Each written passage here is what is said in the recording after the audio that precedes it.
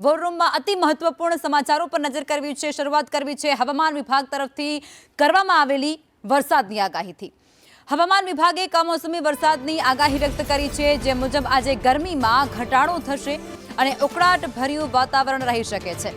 Western ડિસ્ટર્બન્સને કારણે વરસાદની શક્યતા વધી જશે। આ સાથે 40 થી 45 અને 50 કિલોમીટર પ્રતિ કલાકની ઝડપે પણ પવન ફૂંકાઈ શકે છે। આગાહી મુજબ અરવલ્લી, મહીસાગર અને દાહોદમાં યલો એલર્ટ જાહેર કરવામાં આવ્યું છે। પંચમહાલ, છોટાઉદેપુર અને રાજકોટમાં યલો એલર્ટ જાહેર થયું છે, તો બોટાદ, અમરેલી તેમજ ભાવનગરમાં યલો એલર્ટ જાહેર કરવામાં આવ્યું છે। વાવાઝોડા સાથે વરસાદની આગાહી થતાની સાથે જ અમુક વિસ્તારોમાં ગરમીમાં આંશિક ઘટાડો પણ નોંધાઈ રહ્યો છે।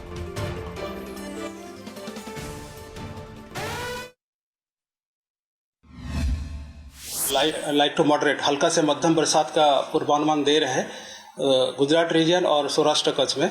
इसमें जो गुजरात रीजन में डिस्ट्रिक्ट आ रहा है अरवली, महीसागर, दाहोद, छोटाउदेपुर और पंचमहल के लिए दिया गया है। ये जो डिस्ट्रिक्ट, इसमें मेघ गर्जना के साथ बिजली गिरने का भी संभावना रहेगा और जो तेज़ हवा की गति, पवन की गति रहेगी 40 से 50 किलोमीटर प्रति घंटा में रहने का संभावना रहेगा। और जो आइसोलेटेड जगह में इक्का दुक्का स्थानों में हल्का से मध्यम बरसात का संभावना रहेगा। सौराष्ट्र कच्छ में राजकोट, बोटाद, अमरेली और भावनगर के लिए एक पूर्वानुमान दिया गया है। હવામાન નિષ્ણાંત અંબાલાલ પટેલે આગાહી વ્યક્ત કરી છે અને તેઓએ કહ્યું છે કે આગામી દિવસોમાં હવામાનમાં બદલાવ જોવા મળશે। 5 થી 8 મે દરમિયાન પૂર્વ ગુજરાતમાં વરસાદની આગાહી વ્યક્ત કરી છે, જેમાં પંચમહાલ, દાહોદ, મહીસાગરમાં વરસાદની શક્યતા છે અને આ તરફ દક્ષિણ ગુજરાતના વિસ્તારોમાં પણ વરસાદ પડવાની સંભાવના વ્યક્ત થઈ છે। સૌરાષ્ટ્રમાં વાદળછાયું વાતાવરણ રહી શકે છે અને આ બધા વચ્ચે 11 મે પછી રાજ્યમાં ગરમીનું પ્રમાણ વધશે। મધ્ય તથા ઉત્તર ગુજરાતમાં તાપમાન વધી શકે છે। મધ્ય અને ઉત્તરમાં તાપમાન 43 થી 44 ડિગ્રી સુધી પહોંચી શકે છે, જેમાં રાજકોટ અને મોરબીમાં તાપમાન એ સૌથી ઊંચું નોંધાઈ શકે। સુરેન્દ્રનગર અને કચ્છમાં પણ તાપમાનનો પારો એ વધે તેવી શક્યતા છે। પૂર્વ ગુજરાતના ભાગોમાં ક્યાંક હળવો વરસાદ કે છાંટા થઈ શકે અને દક્ષિણ ગુજરાતના ભાગમાં ક્યાંક છાંટા થઈ શકે અને સૌરાષ્ટ્રના ઘણા ભાગમાં વાદળવાળું આવવાની શક્યતા રહે। અત્યારે ગરમીમાં આંશિક ઘટાડો થયો છે, પરંતુ તારીખ 11 બાદ લગભગ મધ્ય ગુજરાતના ભાગોમાં 44 થી 45 ડિગ્રી સેલ્સિયસ જેટલું મહત્તમ ઉષ્ણતામાન રહેવાની શક્યતા રહેશે। ચોમાસાને લઈને પણ અંબાલાલ પટેલ દ્વારા એક મોટી આગાહી વ્યક્ત કરવામાં આવી છે, જેમાં તેઓ કહે છે કે 15 જૂનની આસપાસ ચોમાસું બેસી જશે। વૈશાખમાં વાદળો ઘેરાતા ચોમાસું એ સમયસર રહેશે તેવી હવામાન નિષ્ણાંત અંબાલાલ પટેલ દ્વારા આગાહી વ્યક્ત કરવામાં આવી છે। ધીરે ધીરે મહિના 6 મહિને જ્યારે વાદળો સ્થિર થાય ત્યારે સાચા ચોમાસાના દર્શન થતા હોય છે। એટલે લગભગ હમણાં વાદળો આવવા માંડ્યા છે, એટલે 15 જૂન આસપાસ ચોમાસું વરસાદ થવાની શક્યતા રહે। તો ચોમાસાને લઈને અંબાલાલ પટેલ દ્વારા મોટી આગાહી વ્યક્ત કરાઈ છે। 15 જૂનની આસપાસ ચોમાસું એ બેસી જશે તેવી આગાહી વ્યક્ત થઈ છે।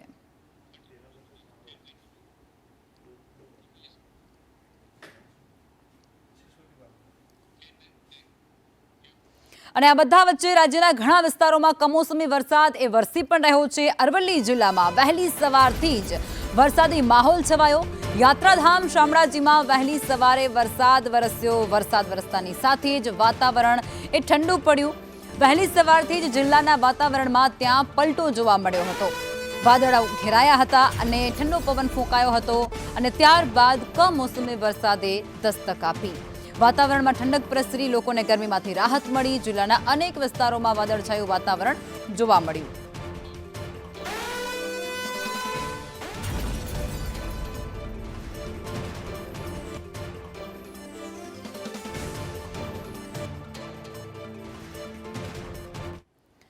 અને આજ મુદ્દે અમારા સંવાદદાતા શૈલેષ પાંડ્યા અમારી સાથે જોડાઈ ચૂક્યા છે।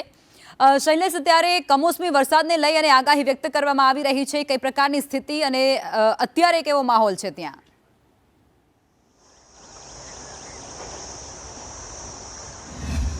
તિલકમાં અરવલ્લી જિલ્લામાં વહેલી સવારે વેસ્ટર્ન ડિસ્ટર્બન્સના કારણે ભારે પવન ફૂંકાયા હતા. પવન ફૂંકાયા બાદ એકાએક વરસાદની શરૂઆત થઈ હતી.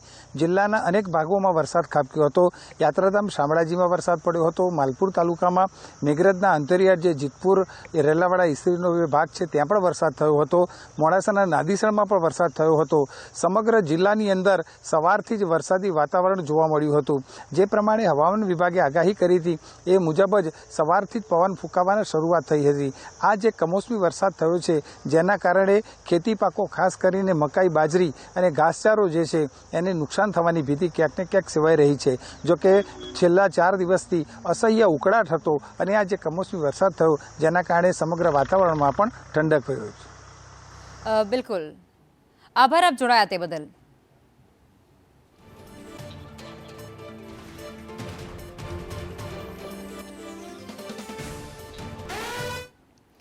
અને આ તરફ ખેરાલુમાં પણ વહેલી સવારથી જ આકાશમાં કાળા ડિબાંગ વાદળો ઘેરાયા અને ખેરાલુ સાથે જ સતલાસણાના આકાશમાં જે વાદળો છવાતાની સાથે જ કમોસમી વરસાદ વરસવાનો શરૂ થયો. આકાશમાં આ વાદળો દેખાતાની સાથે જ ત્યાંના જે ખેડૂતો છે તે ચિંતાતુર બની ગયા. પાકમાં નુકસાન જાય તે પ્રકારની ભીતિ સેવાઈ રહી છે, કારણ કે ત્યારે બાજરી અને જાર, મગફળી સહિતના પાકોનું વાવેતર થયેલું છે અને એ તમામ પાક અત્યારે લણણીની તૈયારીઓમાં છે. ત્યારે આ તૈયાર થયેલા પાકને નુકસાન થાય તે પ્રકારની ભીતિથી ખેડૂતો ત્યારે ચિંતાતુર બની ગયા છે. વાદળો ઘેરાતાની સાથે જ વાતાવરણમાં ઠંડક પ્રસરી જવા પામી હતી અને આખું જ વાતાવરણ એ ઠંડુગાર થઈ ચૂક્યું હતું.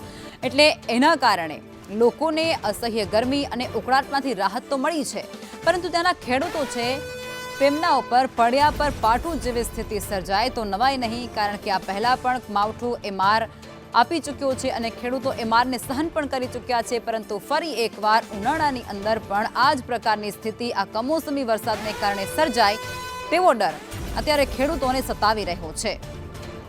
તો ખેરાલુમાં વહેલી સવારથી જ આકાશમાં કાળા વાદળો ઘેરાયા અને સતલાસણા સહિતના જે વિસ્તારો છે ત્યાં કમોસમી વરસાદ વરસ્યો હતો.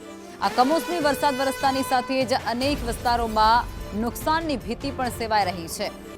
ખાસ કરી જે પાક છે તેમાં નુકસાન જાય તેવી શક્યતા છે.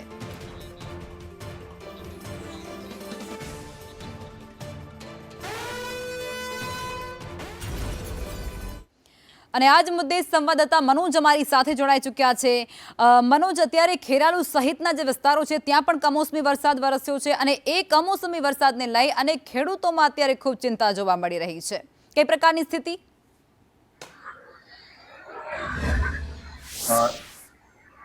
જે લોકમાં વહેલી સવારે જ ખેરાલુ અને સતલાસણા પંથકની અંદર વાદળછાયું વાતાવરણ થયું હતું અને કાળા દિબાંગ વાદળોથી સમગ્ર આકાશ ઘેરાયું હતું. પણ જો કમોસમી માવઠું ન થતા ખેડૂતોમાં ક્યાંક રાહત જોવા મળી હતી અને વહેલી સવારે જે આકાશમાં વાદળછાયું વાતાવરણ થયું હતું તેથી વહેલી સવારે તો ખેડૂતો વધારે ચિંતામાં પસરી હતી.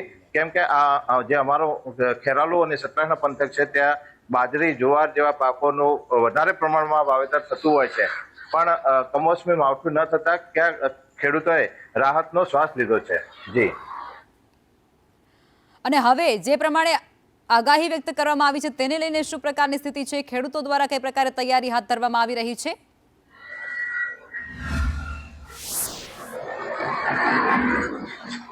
ખેડૂતો અત્યારે હાલમાં તો ખેડૂતો તૈયારી કરી રહ્યા છે, પણ ક્યાંક જે તૈયાર બાજરીનો પાક અહીંયા તૈયાર થઈ જવા પામે છે. જો માવઠું થાય તો ખેડૂતોને પારાવાર નુકસાન થવાની પણ પૂરેપૂરી શક્યતા જોવા મળી રહી છે.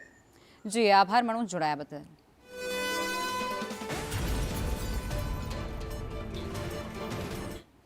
એટલું જ નહીં, વહેલી સવારથી દાહોદ જિલ્લાના વાતાવરણમાં પણ પલટો આવ્યો અને આખા જિલ્લાના અલગ અલગ વિસ્તારોમાં કમોસમી વરસાદે દસ્તક આપી.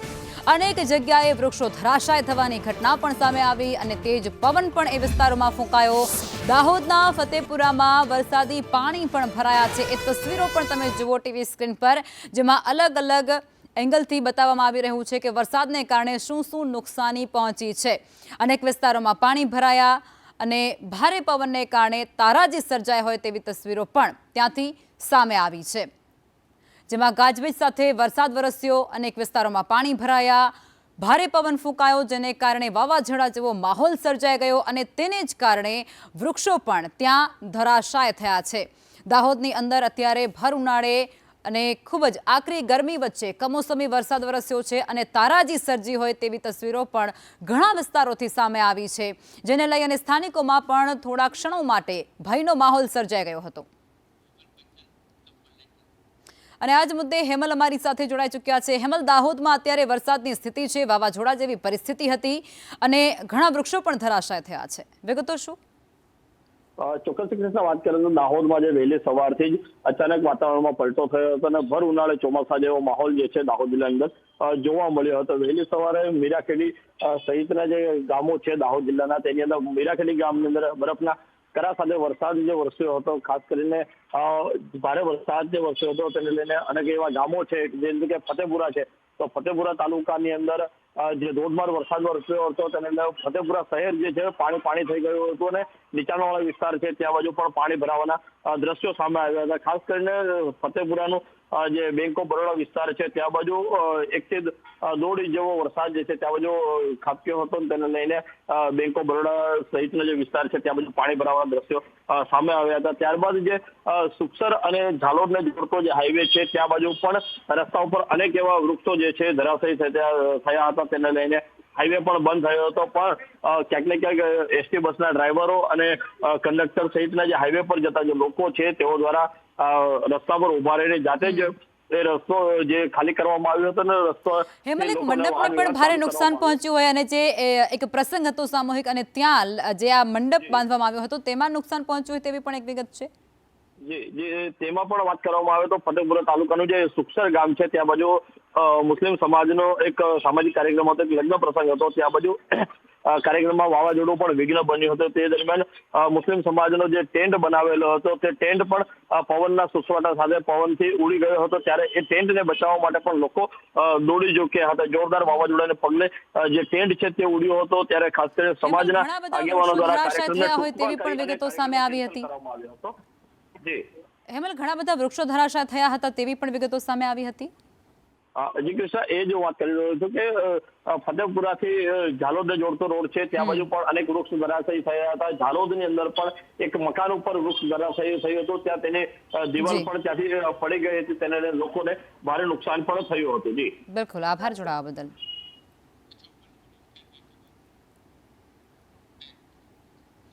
દાહોદના ફતેપુરા તાલુકામાં કમોસમી વરસાદ વરસ્યો, ગાજવીજ અને ભારે પવન સાથે ધોધમાર વરસાદ વરસ્યો। માત્ર અડધા કલાકમાં 1 થી 1.5 ઇંચ જેટલો વરસાદ ત્યાં ખાબકી ગયો હતો। આ ધોધમાર વરસાદ થતાની સાથે જ ફતેપુરામાં ઢીંચણ સમા પાણી અનેક વિસ્તારોમાં ભરાઈ ચૂક્યા હતા અને ભારે વરસાદને પગલે ફતેપુરા ગ્રામ પંચાયત એક ઘોર નિદ્રામાં હોય તેવી સ્થિતિ પણ ત્યાં જોવા મળી હતી। લોકોમાં આ મુદ્દાને લઈ અને રોષ પણ ત્યાં ફાટી નીકળ્યો છે। કમોસમી વરસાદ દાહોદના ફતેપુરા વિસ્તારમાં પણ ખૂબ વરસ્યો છે અને ત્યાં પણ ભારે પવન સાથે આ કમોસમી વરસાદ વરસ્યો છે અને જેને કારણે અનેક મુશ્કેલીનો સામનો ત્યાંના જે સ્થાનિક લોકો છે તેમને કરવાનો વારો આવ્યો હતો। ફતેપુરાની અંદર 1.5 ઇંચ જેટલો વરસાદ વરસ્યો છે, અનેક વિસ્તારોમાં ઢીંચણ સમા પાણી ભરાઈ ગયા હતા અને આ બધા વચ્ચે ફતેપુરા ગ્રામ પંચાયત એક ઘોર નિદ્રામાં હોય તેવી સ્થિતિનું નિર્માણ થયું હતું। એ તસવીરો તમે જોઈ શકો છો, જેમાં ભર ઉનાળે ચોમાસા જેવો માહોલ એ ફતેપુરામાં જોવા મળ્યો છે, જેમાં ઢીંચણ સમા પાણીમાંથી અનેક વાહનો જે છે તે પણ પસાર થતા જોવા મળી રહ્યા હતા।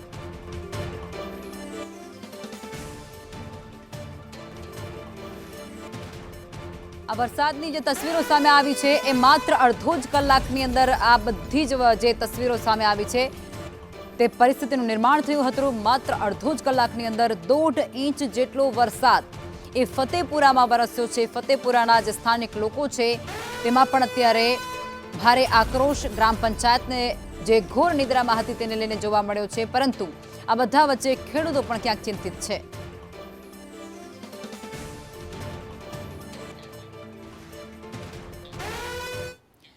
મહીસાગર જિલ્લામાં પણ કમોસમી વરસાદ, ખાનપુર અને સંતરામપુર તાલુકામાં વરસાદ, ગ્રામ્ય વિસ્તારોમાં માવઠાથી ખેડૂતોમાં ચિંતા વધી ચૂકી છે।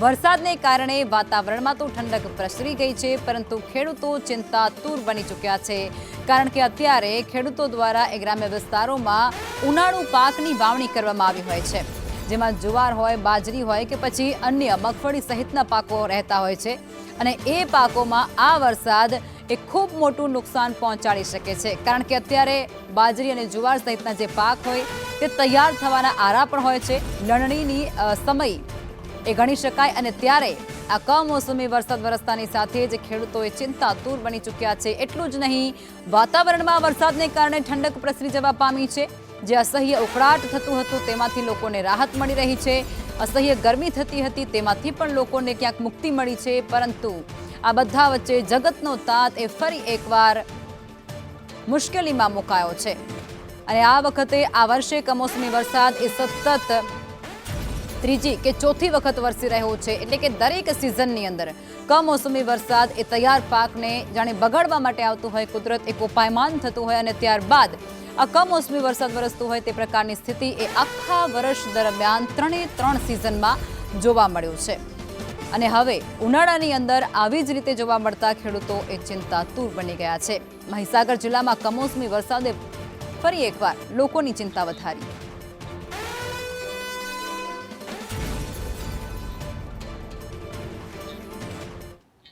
અને હવે વાત કરીએ સતત વધતા લીંબુના ભાવ વિશે, તો રાજકોટમાં અત્યારે લીંબુના ભાવમાં સતત અને તોતિંગ વધારો થયો છે. 20 કિલો લીંબુનો ભાવ 5,000 પર પહોંચી ગયો છે. ચાલુ વર્ષે ઉત્પાદન એ લીંબુનું ઘટી ગયું છે, અને તેને કારણે માંગ વધી છે, અને આખરે ભાવ વધી ચૂક્યા છે, અને પ્રતિ કિલો એ 300 રૂપિયાને પાર લીંબુનો ભાવ પહોંચી ગયો છે. આ આકરી ગરમી પડતાની સાથે જ લીંબુની ડિમાન્ડ એ વધી છે, કારણ કે લોકો લીંબુ શરબતનો વધારે ઉપયોગ કરતા હોય છે ઉનાળાની અંદર, અને ત્યારે આ લીંબુના ભાવ એ વધી જતાની સાથે જ સામાન્ય જે મહિલાઓ છે, ગૃહિણીઓ છે, તેમનું બજેટ પણ ક્યાંક ખોરવાયું છે.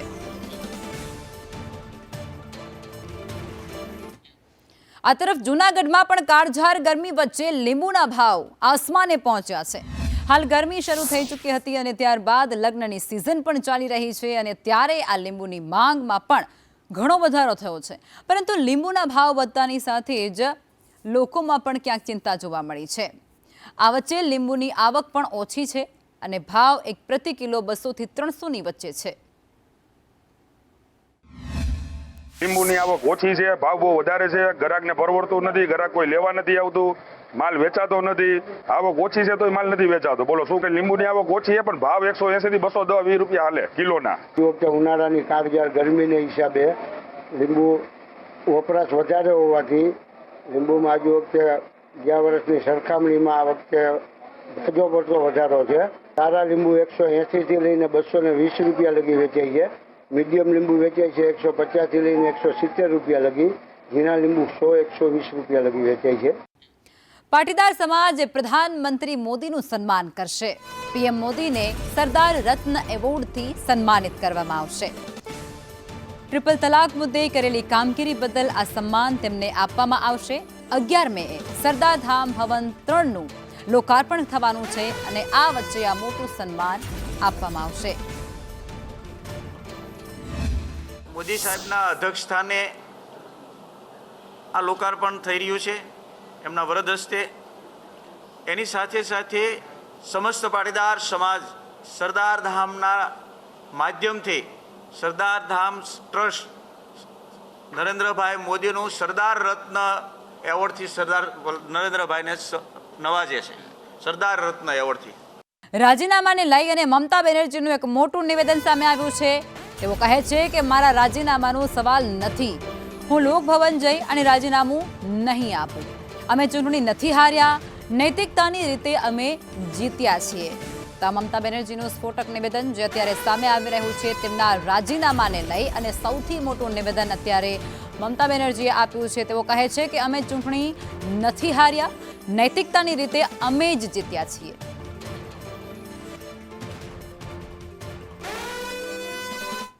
પશ્ચિમ બંગાળની ચૂંટણીમાં ભાજપે ભવ્ય વિજય હાંસલ કર્યો, અને ત્યારબાદ હવે કોણ મુખ્યમંત્રી બનશે તેની કામગીરી પણ હાથ ધરવામાં આવી રહી છે, અને જેને લઈ કેન્દ્રીય ગૃહમંત્રી અમિત શાહને પશ્ચિમ બંગાળના નિરીક્ષક બનાવવામાં આવ્યા છે.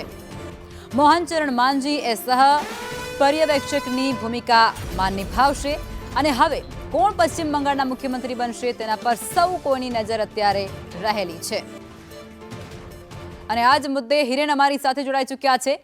હિરેન, ભાજપની ભવ્ય જીત થયા બાદ હવે મુખ્યમંત્રી કોણ બનશે તેના પર સૌ કોઈની નજર રહેલી છે.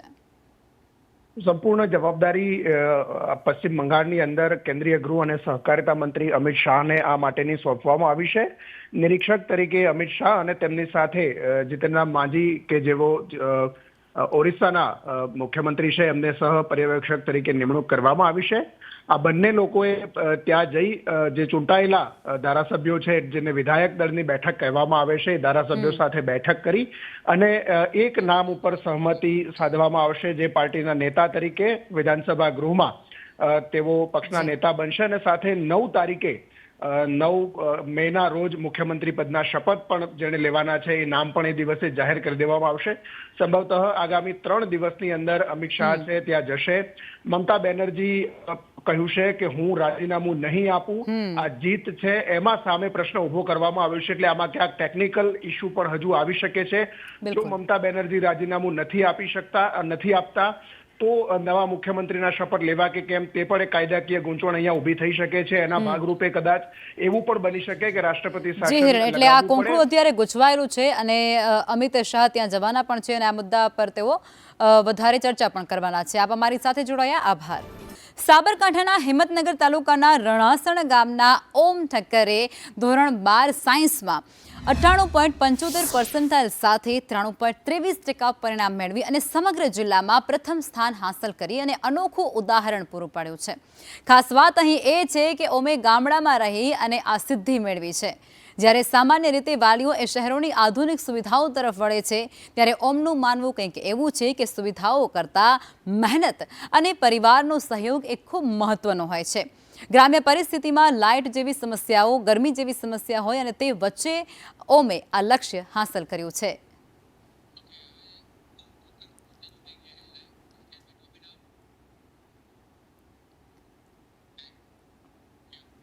અને આ જ મુદ્દે એ વિદ્યાર્થી ઓમ ઠક્કર પણ અમારી સાથે જોડાઈ ચૂક્યા છે. સીધી વાત એમની સાથે કરવી છે.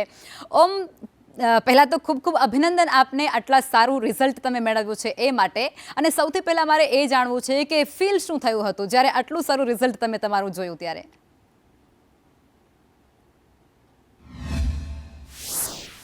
જી લખમા મેડમ, તો સૌપ્રથમ સવારે 10 વાગે જ્યારે રિઝલ્ટ બહાર પડ્યું ત્યારે સૌથી પહેલાં જોઈને મેં મારા વાલીઓને બતાવ્યું અને એમની આંખો ભરાઈ આવી હતી અને એ આનંદ જોઈને મને પણ ખૂબ જ ખુશી થઈ.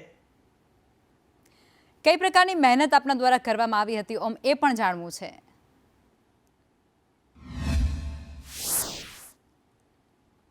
મહેનતમાં જે એક વસ્તુ છે કે જે પણ શિક્ષકો કહે છે તમારે શાળાના એ તમારે દરેક વસ્તુ કરવી જોઈએ. અને જે આજકાલના છોકરાઓ કે જે ઓનલાઈન શિક્ષણ તરફ વળી રહ્યા છે એ મારા ધ્યાનમાં જોઉં તો એ ખોટું છે. કારણ કે મોબાઈલ, કેટલાક છોકરાઓ એમના વાલીઓને એમ ફરિયાદ કરતા હોય છે કે મોબાઈલ નથી એટલે ભણવાનું નથી થતું, પરંતુ ખરેખર એ લોકો ભ્રમમાં જીવે છે. મોબાઈલથી ભણવાનું થાય છે એ વસ્તુ જ ખોટી છે. મારું કહેવું છે કે જે શિક્ષકો કહે છે અને ઓફલાઈન શિક્ષણ એ જ બેસ્ટ છે. ઓમ, ઘણી વખત વાલીઓને પણ એવું મગજમાં થતું હોય છે કે ભાઈ અમારો દીકરો એ સારી પરિસ્થિતિમાં ભણે અને ખૂબ આગળ વધે એટલે એ લોકો મોંઘા કોચિંગનો ઉપયોગ કરતા હોય છે, ત્યાં પોતાના જે બાળકને મૂકતા હોય છે. તો તમારા માતા પિતાએ પણ તમને એવું કીધું હશે કે તું ત્યાં જા, પણ ના, તમે ગામડામાં રહીને અભ્યાસ કર્યો. તેના પાછળનો મોટિવ શું છે?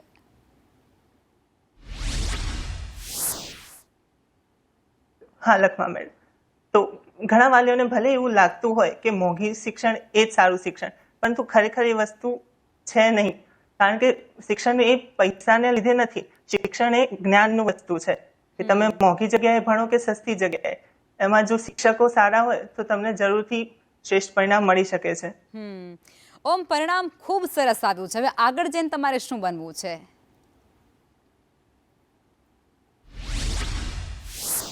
થેન્ક યુ સો મચ લખમા મેડમ. અને આગળ જઈને મારે એક MBBS કરી એક શ્રેષ્ઠ ડોક્ટર બનવાની ઈચ્છા છે, જેથી હું સમાજનું ભલું કરી શકું અને સમાજને એ સેવા આપી શકું કે જે એમણે મને અહીંયા પહોંચાડવા માટે મને જે મદદ કરી છે એનું વળતર ચૂકવી શકું. સાથે સાથે મારી શાળા પરફેક્ટ સ્કૂલના શિક્ષકોને અને મારા વાલીને ખૂબ ખૂબ ખૂબ ખૂબ ધન્યવાદ. બિલકુલ, એટલે એક ડૉક્ટર બનવો એક ખૂબ સારો વિચાર તમને આવ્યો છે. પ્રેરણા તમને ક્યાંથી મળી?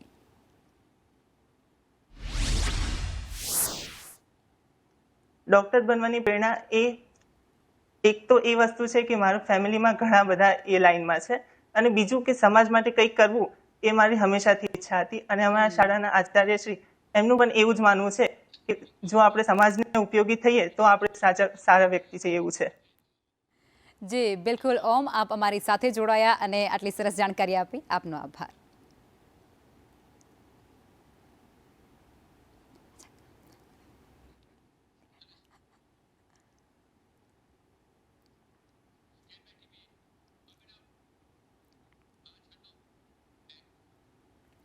ધોરણ 10 બોર્ડની પરીક્ષાનું પરિણામ એ જાહેર થશે. આવતીકાલે સવારે 8 વાગે પરિણામ જાહેર થશે. સંસ્કૃત પ્રથમનું આવતીકાલે પરિણામ જાહેર સવારે 8 વાગે થશે, જેમાં ફેબ્રુઆરી-માર્ચ 2026માં આ પરીક્ષા યોજાઈ હતી.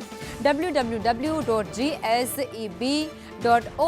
પર તમે આ પરિણામ જોઈ શકશો. એટલું જ નહીં, વોટ્સએપ પર પણ આ પરિણામની નકલ તમે મેળવી શકો છો.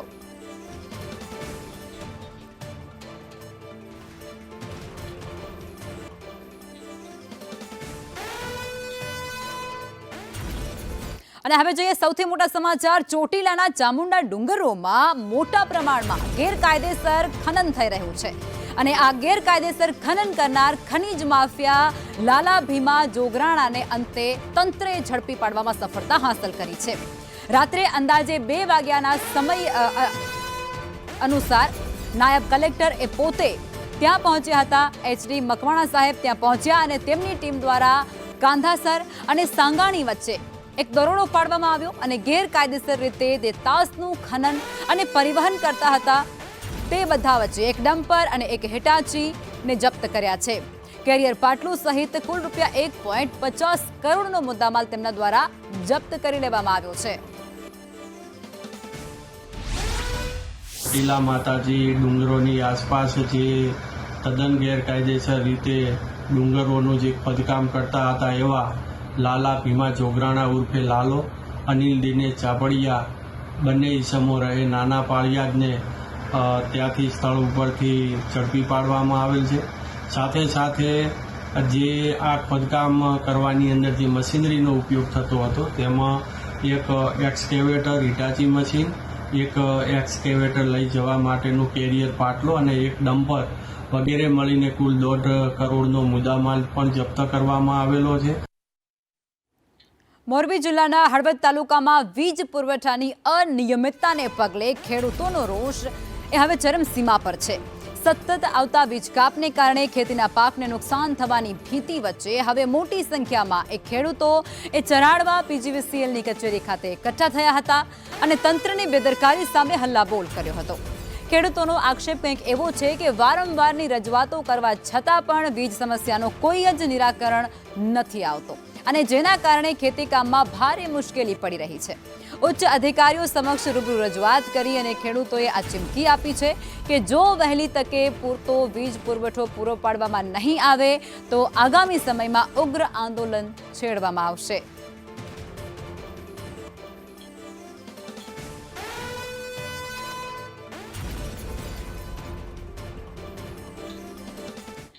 અમદાવાદ શહેરમાં પ્રદૂષિત પાણી અને રોગચાળાના વધતા કેસો વચ્ચે હવે મ્યુનિસિપલ કોર્પોરેશનનું આરોગ્ય વિભાગ એક ખાદ્ય પદાર્થોની ગુણવત્તા મુદ્દે પણ એક્શન મોડમાં આવી ચૂક્યું છે.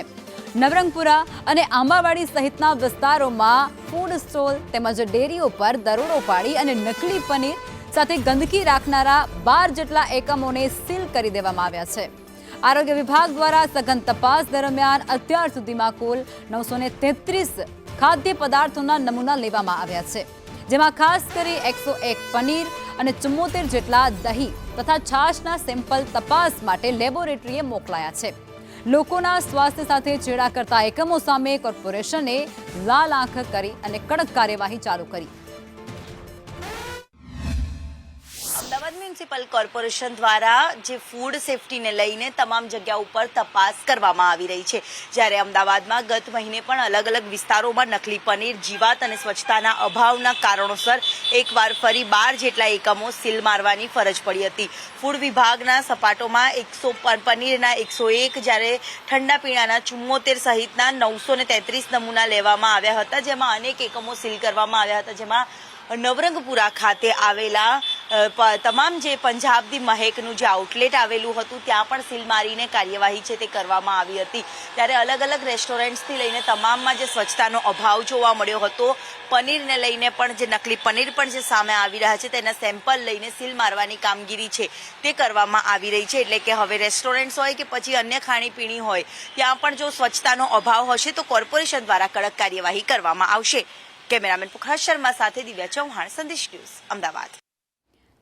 રાજકોટ આરોગ્ય વિભાગ દ્વારા પણ ખાદ્ય પદાર્થના વિક્રેતાઓ છે તેમના એકમો ઉપર દરોડા પાડવામાં આવ્યા છે. ફૂડ શાખાએ પનીર, ચીઝ અને શ્રીખંડના નમૂના લીધા છે. 11 ખાદ્ય પદાર્થના નમૂના લેવામાં આવ્યા. નમૂના પરીક્ષણ માટે લેબોરેટરીમાં મોકલવામાં આવ્યા છે. રિઝલ્ટ આવ્યા બાદ કાર્યવાહી શરૂ થશે.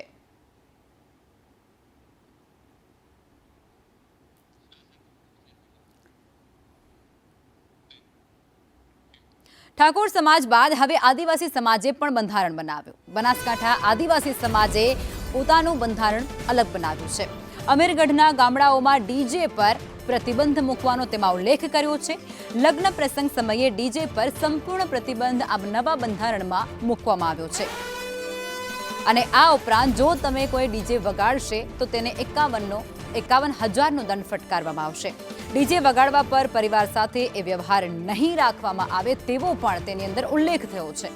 આદિવાસી સમાજના આગેવાનો આ બેઠકમાં એકઠા થયા હતા અને ત્યારબાદ સમાજલક્ષી નિર્ણય પણ તેમના દ્વારા કરવામાં આવ્યો છે. ખાસ કરી અને ઠાકોર સમાજ બાદ હવે આદિવાસી સમાજનું આ બંધારણ અને તેની અંદર પણ ડીજે પર સંપૂર્ણપણે પ્રતિબંધ મૂકવામાં આવ્યો છે. જે વધારાના ખર્ચ થાય છે તેને ટાળવા માટે આ મોટો નિર્ણય કર્યો. અમદાવાદના લાંભામાં ગેરકાયદેસર દબાણો દૂર કરવાની પ્રક્રિયાએ હાથ ધરવામાં આવી હતી અને જેમાં વોશિંગ ઘાટ પરના દબાણો દૂર કરવા પહેલા નોટિસો આપ્યા પછી દબાણ હટાવવાની કામગીરી શરૂ કરવામાં આવી હતી. તંત્રની નોટિસ મળતાની સાથે જ લોકોએ જાતે સ્વેચ્છાએ દબાણો હટાવી લીધા છે. 19 જેટલા વોશિંગ યુનિટમાં દબાણ હટાવવા માટેની કામગીરી કરવામાં આવી હતી.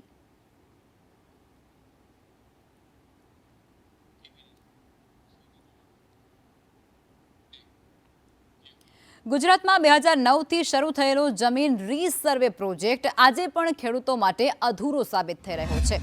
કારણ કે છેલ્લા 3 વર્ષમાં મળેલી 2 લાખથી વધુ અરજીઓમાંથી માત્ર 14% અરજીઓનો જ નિકાલ થયો છે.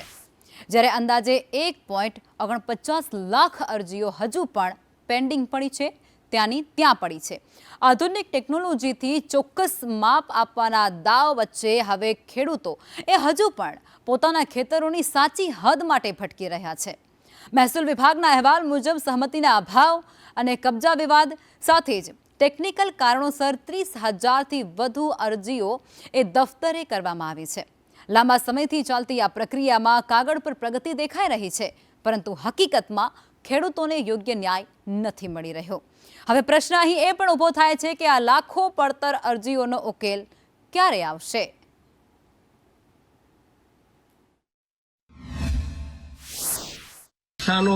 કચેરીમાં ધક્કા ના ખાય તે માટે મને મુખ્યમંત્રી શ્રી મોબાઈલ કોર્ટની પણ વ્યવસ્થા તાલુકા અને ગામડા સુધી પહોંચવાની જે વ્યવસ્થા કરી છે એનું કોન્ક્રીટ ચિંતન થઈ અને એનું અમલીકરણ થાય એ દિશામાં લાખો ખેડૂતો રાહ જોઈ રહ્યા છે.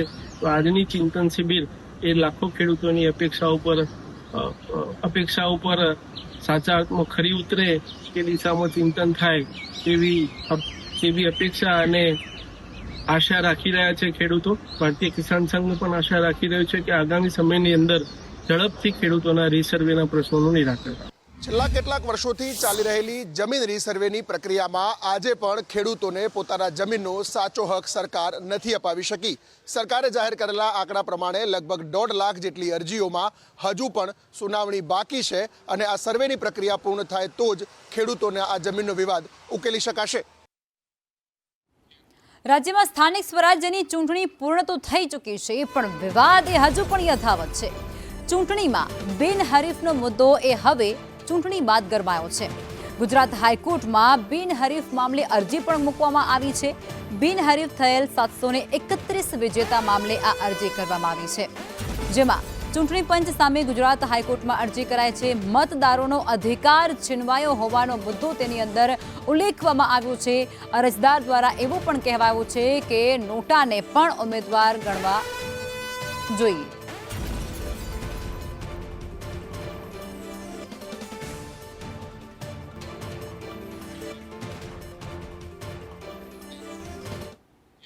અને આ બાજુ અમદાવાદ મનપામાં વિપક્ષના નેતાના પદ માટે ખેંચતાણ શરૂ થઈ ચૂકી છે.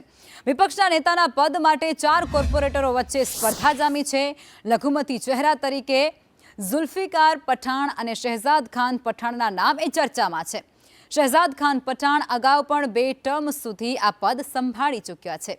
દરિયાપુરના કોર્પોરેટર નીરવ બક્ષી વિપક્ષ નેતા પદની રેસમાં આગળ છે. નોન ગુજરાતી તરીકે કામિની ઝાએ પોતાની દાવેદારી નોંધાવી છે. પદ મેળવવા માટે હવે વિવિધ નેતાઓનું લોબિંગ પણ ત્યાં તેજ થઈ ચૂક્યું છે.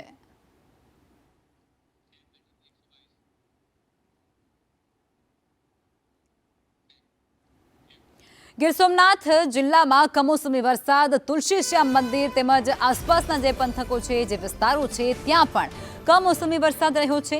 અસહ્ય ગરમી અને ઉકળાટ વચ્ચે હવે ત્યાં ઠંડક પ્રસરી ગઈ છે. કમોસમી વરસાદને પગલે ત્યાંના ખેડૂતો એ પણ ચિંતામાં મુકાયા હતા. તો જે પ્રમાણે હવામાન વિભાગ તરફથી આગાહી કરવામાં આવી છે તે અંતર્ગત ગીર સોમનાથ જિલ્લામાં પણ કમોસમી વરસાદ એ દસ્તક આપી છે અને તુલસીશ્યામ સહિતના મંદિરની આસપાસના જે વિસ્તારો છે ત્યાં કમોસમી વરસાદ વરસ્યો હતો. આ વરસાદને પગલે વાતાવરણમાં ઠંડક પ્રસરી જવા પામી હતી. સંવાદદાતા રાકેશ અમારી સાથે જોડાયા છે. રાકેશ, વરસાદને લઈ શું માહિતી? લખમાં ચોક્કસથી આજે ગીર સોમનાથ જિલ્લાના વાતાવરણમાં અચાનક પલટો આવ્યો હતો. ખાસ કરીને ગીર જંગલ વિસ્તાર છે ત્યાં કમોસમી વરસાદ વરસ્યાના સમાચારો આવી રહ્યા છે. ગીરગઢડાનું જે તુલસીશ્યામ તીર્થધામ અને આજુબાજુના વિસ્તારમાં અડધા કલાકથી વધુ સમય વરસાદ વરસ્યો હતો. કહી શકાય કે જે અસહ્ય ગરમી અને ઉકળાટના વાતાવરણ વચ્ચે અત્યારે જે પ્રમાણે વરસાદ વરસ્યો છે એટલે એક તબક્કે ઠંડકનું મોજું પ્રસરી રહ્યું છે, પણ બીજી તરફ કેસર કેરી અને ખેડૂતો માટે આ કમોસમી વરસાદ છે જે ચિંતાનો વિષય બન્યો છે. જી આભાર રાકેશ.